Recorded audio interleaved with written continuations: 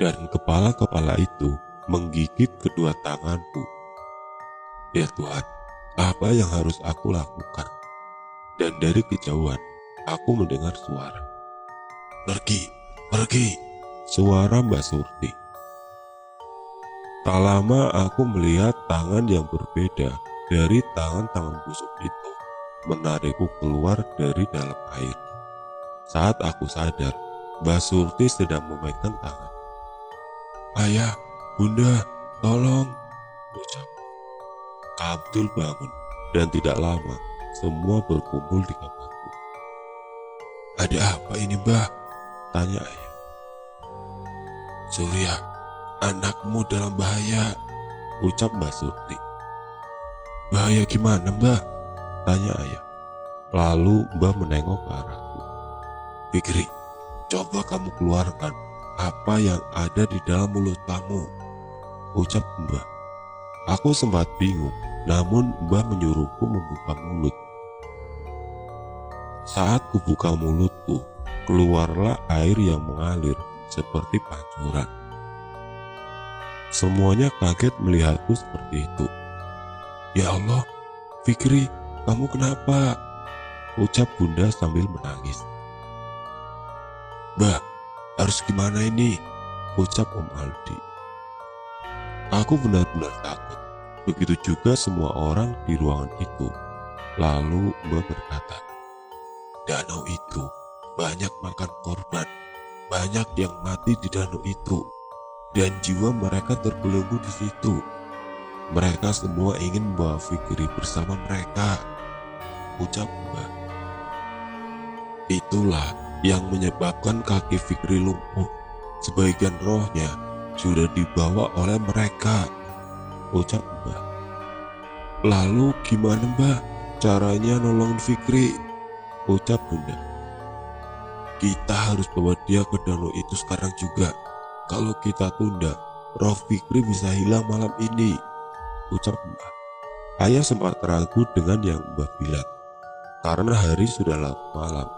Namun Om Aldi meyakinkan ayah. Kami semua pun pergi ke danau itu di tengah malam yang benar-benar sunyi. Mbah terus mendorong kursi rodaku dengan cepat. Ayah, Om Aldi, Kak Abdul, dan Bunda mengikuti dari belakang dengan rasa khawatir. Setelah beberapa lama sampailah kami di danau itu. Fikri, kamu harus percaya ya sama Mbah, ucap Mbah. Fikri takut, Mbah. Kamu jangan takut, kami semua di sini, ucap Mbah. Lalu Mbah menurunkanku dari kursi roda dan menyuruhku untuk masuk ke dalam danau. Mbah, apa ini gak apa-apa? Kaki Fikri kan lagi mati rasa, Mbah, ucap ayah. Kamu tenang saja, Mbah akan terus memegang tangan Fikri, ucap Mbah. Lalu aku pun masuk ke danau.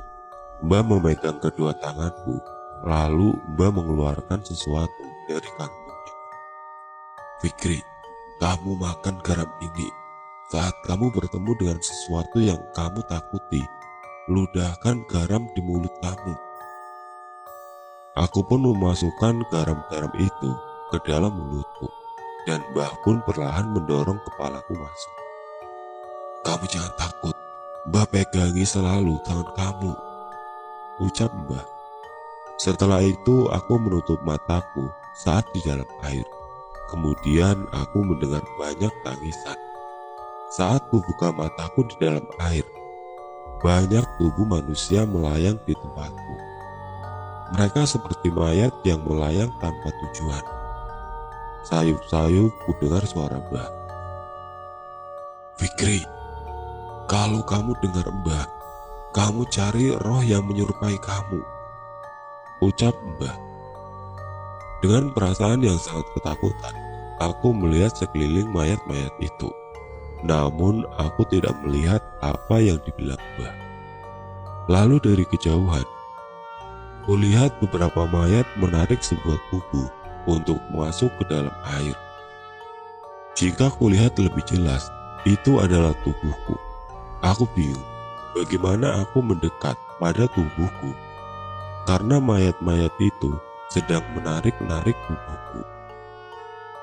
Lalu saat aku ingin mengeluarkan kepalaku dari air, aku tidak bisa bergerak, badanku kaku. Dan hal yang lebih menakutkan terjadi. Mayat-mayat melayang itu tiba-tiba melihat ke arahku dan menuju ke arahku dan mencoba berteriak meminta tolong. Namun aku tidak bisa bersuara. Mayat-mayat itu berenang ke arahku dengan sangat cepat. Lalu sayup-sayup, ku dengar suara Mbah. "Fikri, keluarkan garam di mulut kamu," ucap Mbah. Aku pun meludahkannya dan mayat-mayat itu kembali terdiam dan melayang-layang tanpa arah saat mayat-mayat itu tidak bergerak. Saat mayat-mayat itu terdiam, aku mengambil kesempatan untuk mendekat pada tubuhku. Aku mendekat dan tidak lama kemudian, aku melihat tubuhku melayang di danau itu. Saat aku ingin menggapai tubuhku, kakiku tertahan oleh sesuatu. Ternyata, tangan-tangan yang sangat banyak sedang memegangi kakiku. Aku sangat ketakutan. Mereka meraung dengan sangat cepat, menarikku ke dalam, dan tidak lama kemudian, lantunan doa aku dengar dari kejauhan. Kemudian aku berusaha melepaskan kakiku dari tangan-tangan itu. Aku pun berhasil menyentuh bagian tubuhku yang melayang di dalam danau. Dan aku seperti tertarik ke atas, meninggalkan mayat-mayat di dalam danau. Saat aku keluar dari air, ternyata Mbah yang menarikku. Lalu ayah dan Om Aldi ikut membantu. Bunda menangis dengan kerasnya. "Fikri, kamu gak apa-apa kan sayang? Jawab ayah," ucap ayah. Aku benar-benar tidak bisa berkata apa-apa. Aku benar-benar takut. "Fikri, jawab Mbah, kamu bisa gerakin kaki kamu," ucap Mbah. Lalu perlahan ku coba menggerakkan kedua kakiku, dan ternyata aku bisa merasakan kakiku lagi. "Bisa Mbah," ucap. "Alhamdulillah, Fikri kembali normal lagi," ucap Mbah. "Ya udah, kita pulang sekarang. Kita bicarakan di rumah," ucap Mbah. Kami pun beranjak dari danau untuk kembali ke rumah dan membicarakan semuanya di sana. Sesampainya di rumah, kami semua begitu kelelahan karena hari sudah semakin malam. Akhirnya kami pun memutuskan untuk pergi tidur dan membicarakannya esok hari. Di pagi hari saat kita menikmati teh hangat, Mbah menceritakan semua kepada kami bahwa yang aku alami adalah kondisi di mana roh manusia dibawa perlahan oleh para iblis. Itu terjadi saat manusia ada dalam keadaan hidup dan mati.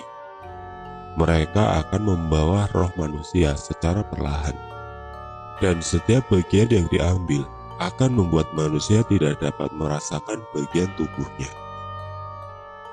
"Terus Mbah, gimana caranya biar nggak kejadian seperti itu lagi?" tanya ayah. "Danau itu sebentar lagi dijadikan tempat proyek, jadi insya Allah nggak akan ada korban lagi," ucap Mbah. Setelah selesai berbincang, kami pun pamit untuk pulang ke kota. Kondisiku juga sudah membaik dan kakiku bisa jalan kembali. Kejadian ini tidak akan pernah kulupakan. Kejadian ini mengajarkanku untuk selalu menikmati hidup, karena kita tidak tahu kapan kita akan mati. Beberapa minggu kemudian, di pagi hari, ayah memanggil-manggil Bunda dengan keras. Aku pun menuju ke arah ayah dan melihat ayah sedang menunjukkan koran pada Bunda. Saat kulihat koran itu berisi kejadian di kampung ayah. Ternyata pegawai proyek menemukan ribuan tulang belulang manusia saat mengeruk danau itu dan memaksa proyek dihentikan sementara. Ayah sangat kaget melihat koran itu Dan tidak lama pun Om Aldi menelpon untuk memberitahu kejadian itu. Aku sangat bersyukur bisa selamat dari kejadian itu. Dan sekali lagi, aku benar-benar menikmati setiap detik hidupku. Karena aku tidak akan bisa mengulang hidupku walaupun hanya sedetik.